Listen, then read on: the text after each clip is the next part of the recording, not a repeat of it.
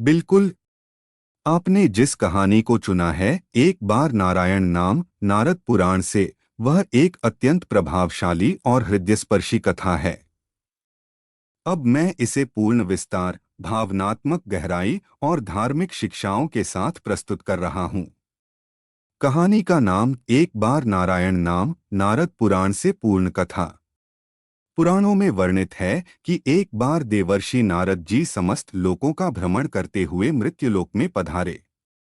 वे पृथ्वी पर धर्म की स्थिति देख रहे थे और पाप पुण्य का लेखा-जोखा जानना चाहते थे। चलते चलते उन्होंने देखा कि एक पापी व्यक्ति अपने जीवन की अंतिम घड़ियां गिन रहा है।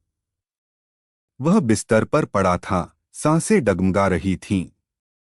उसका चेहरा डर और पश्चाताप से भरा था।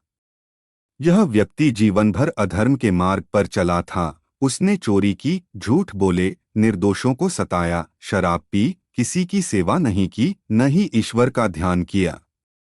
अब जब मृत्यु सामने थी, तो उसके होठों से अनायास ही नारायण निकल गया। वह छींक आया था और भयवश ईश्वर का नाम मुंह से निकल पड़ा था।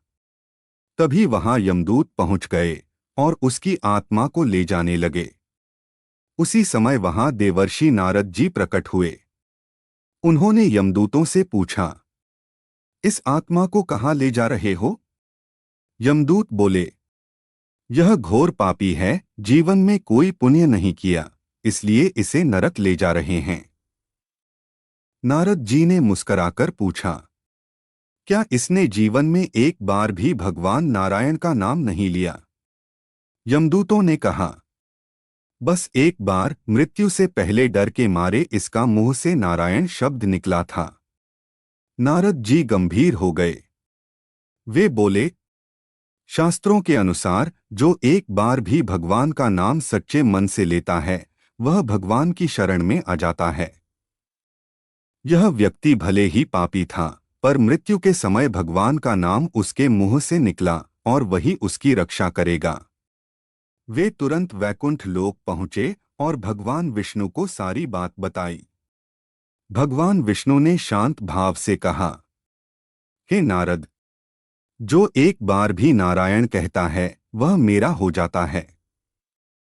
चाहे वह जानबूझकर बोले या अज्ञानवश, मेरा नाम अमोघ है। मैं उसे कभी नहीं त्यागता। विष्णुदूतों को भेजा गया और यमदूतों को रोका गया।